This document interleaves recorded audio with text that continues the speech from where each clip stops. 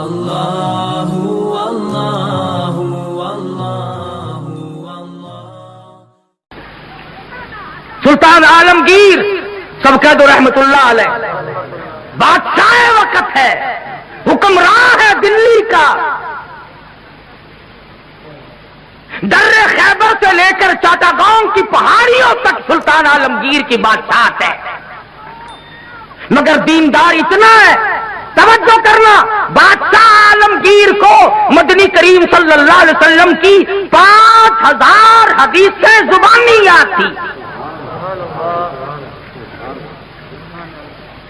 بادشاہ کو 5000 حدیث شریف زبانی یاد تھی، اور آج کل کی ہائی تعلیم کے بارے میں تمہیں بتاؤں، کتنے سالوں کی بات ہے، عام خاص باغ میں جلسہ ملتان میں ایک وزیر آیا، تقریر کرنے سے پہلے کہنے لگا پڑھو درود شریف لا الہ الا اللہ محمد الرسول۔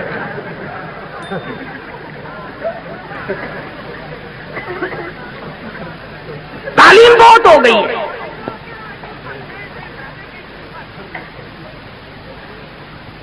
عالمگیر بادشاہ نے 40 علماء بٹھا رکھے تھے جو فتویٰ لکھتے تھے، رات کو فتوے سنا کرتا تھا اور اشکال پیدا کرتا تھا۔ ملا جیون رحمت اللہ علیہ عالمگیر کا استاد ہے، انتقال کر گیا، میں نے اور آپ نے بھی مر جانا ہے۔ فوت ہونے سے پہلے وصیت نامہ لکھ دیا، فرماتے ہیں میری نماز جنازہ وہ آدمی پڑھائے جس کی تمام عمر میں جب سے ہوش و حواس سنبھالا ہے اس کی ایک دن بھی سفر میں، حضر میں، دکھ میں، درد میں، بیماری میں، کبھی بھی کسی حال میں بھی تہجد کی نماز قضا نہ ہوئی ہو۔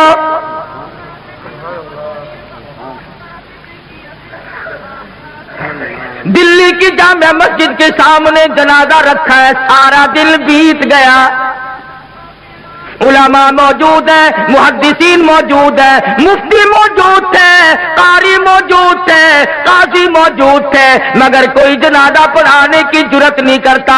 کبھی نہ کبھی دکھ میں، درد میں، شادی میں، غمی میں تہجد کی نماز چلی جاتی ہے، کوئی جرت نہیں کرتا۔ عصر کا وقت ہوا، بادشاہ عالمگیر استاد محترم کے جنازے کے قریب پہنچا اور منہ سے کپڑا اٹھا کے کہنے لگا او اللہ والے تجھے کیا ملا، دنیا سے جاتے جاتے میرا راز کھول گئے۔ میں سمجھتا ہوں، جانتا ہوں کس کے بارے میں لکھ کے گئے ہو، کسے حکم دے کے گئے ہو، مگر اے اللہ والے یہ تو بتا، میری تمنا تھی، میری آرزو تھی کہ تیرے سوا، میرے رب کے سوا کوئی نہ جانے میں کیسا ہوں۔ والذین یبیتون لربہم سجدا وقیاما، وہ لوگ کتنے کامیاب ہیں جن کی راتیں سجدوں اور قیام میں بیت جاتی ہیں۔ امن ہوا قانت آناء اللیل،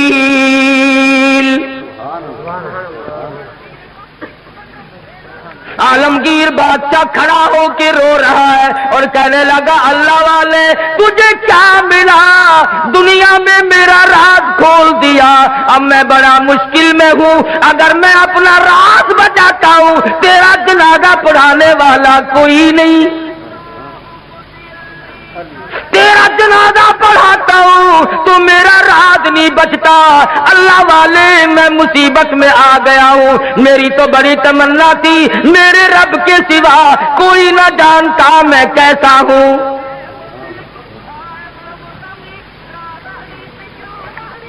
اب میں اور کیا کر سکتا ہوں، میرا اللہ مالک ہے۔ کھڑے ہو کر کے فرمانے لگے او لوگوں صف درست کرو، میں فقیر جنازہ پڑھاؤں گا۔ کبھی بادشاہ ایسے ہوا کرتے تھے، آج لوگوں چودھریوں کی اولاد قرآن نہیں پڑھتی، آڑتیوں کی اولاد قرآن نہیں پڑھتی، شیخوں کی اولاد قرآن نہیں پڑھتی، ملکوں کی اولاد قرآن نہیں پڑھتی، خانوں کی اولاد قرآن نہیں پڑھتی، تھانے دار کی اولاد قرآن نہیں پڑھتی، اے سی کی اولاد قرآن نہیں پڑھتی، تحصیلدار کی اولاد قرآن نہیں پڑھتی، اس لیے کہ اس کو کوئی مقدس کتاب نہیں مانتا۔ ساری عمر میں چودھری نے کبھی بنگلے میں، کوٹھی میں، مکان میں، دکان میں قرآن کو داخل نہیں ہونے دیا۔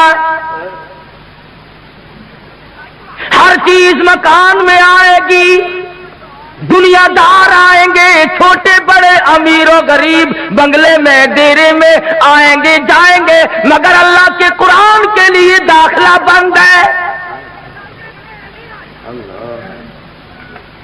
جب تک چودھری مرے گا نہیں قرآن کا داخلہ بند، جب تک شیخ مرے گا نہیں قرآن کریم کا داخلہ بند، جب تک ملک اور خان مرے گا نہیں اس وقت تک قرآن کریم کا داخلہ بند۔ جب مر جائے فوراً داخلہ کھلتا ہے۔ اس مسجد کے مولوی کو بھی بلا کے لاؤ، اس مسجد کے مولوی کو بھی بلا کے لاؤ، ادھر کے طالب علم بھی بلاؤ، ادھر کے طالب علم بھی بلاؤ، چاروں طرف بیٹھے ہیں، قرآن مجید کی تلاوت ہو رہی ہے، مرنے والے کا بیٹا بیچ میں کھڑا ہوتا ہے اور کہتا ہے مولانا او قاری صاحب آج تو اتنا قرآن پڑھو، آج تو اتنا قرآن پڑھو، آج تو اتنا قرآن پڑھو، میرے ابا مرحوم کو بہشت میں ٹھوک کے جانا۔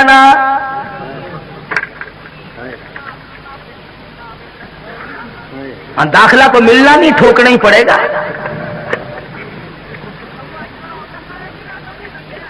آج قرآن یاد آیا، اس کا مطلب تو یہ ہوا کہ یہ قرآن مردوں کے لیے اترا ہے۔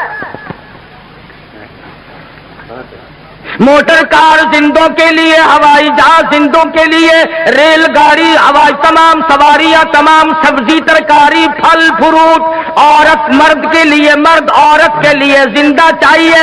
اور لوگوں انصاف کرو، ہر چیز زندوں کے لیے، خدا کا قرآن مردوں کے لیے۔